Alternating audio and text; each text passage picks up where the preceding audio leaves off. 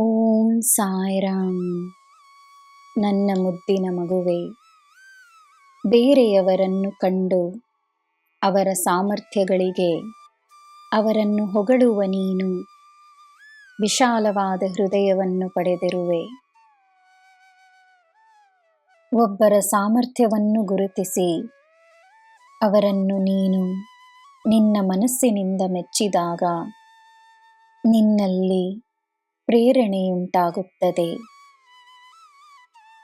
ಅದೇ ರೀತಿ ತನ್ನಲ್ಲಿರುವ ಸಾಮರ್ಥ್ಯಗಳನ್ನು ಮೆಚ್ಚಿ ತನ್ನ ಆತ್ಮವಿಶ್ವಾಸವನ್ನು ಹೆಚ್ಚಿಸಿಕೋ.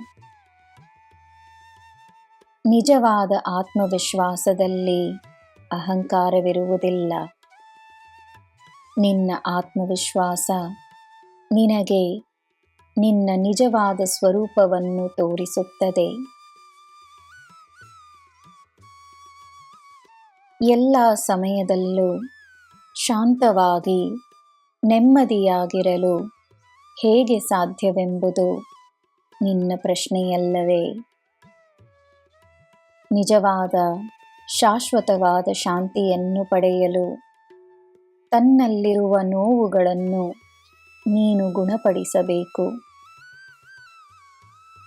ಪೂಜೆಗೆ ಕುಳಿತಾಗ, ಧ್ಯಾನಕ್ಕೆಂದು ಕುಳಿತಾಗ ನಿನ್ನಲ್ಲಿರುವ ಶಾಂತಿ ಇಡೀ ದಿನವೇ ನಿನ್ನಲ್ಲಿರಬೇಕೆಂದರೆ ನೀನು ಮಾಡುವ ಪೂಜೆಯಲ್ಲಿ, ಧ್ಯಾನದಲ್ಲಿ ನಿನ್ನ ನೋವುಗಳು ಮಾಯವಾಗಿ ನಿನ್ನಲ್ಲಿ ಸಕಾರಾತ್ಮಕತೆ, ಪ್ರೀತಿ, ದಿವ್ಯ ಶಕ್ತಿ ಮಾತ್ರವೇ ತುಂಬಿರಲಿ ಎಂದು ಪ್ರಾರ್ಥಿಸು.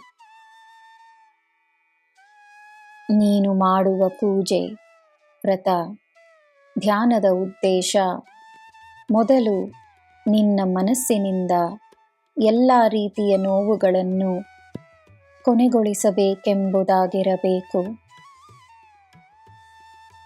ಪ್ರೀತಿ, ಕೃತಜ್ಞತೆ, ಸಕಾರಾತ್ಮಕತೆ ತನ್ನಲ್ಲಿ ಹೆಚ್ಚಿಸಿಕೊಂಡಾಗ ನೋವು ಮಾಯವಾಗುತ್ತದೆ.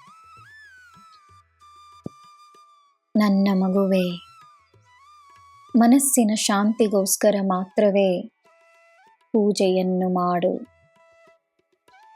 ನಿನ್ನ ಜೀವನದಲ್ಲಿ ಏನು ಬೇಕೆಂಬುದು ಈ ನಿನ್ನ ತಂದೆಗೆ ತಿಳಿದಿದೆ.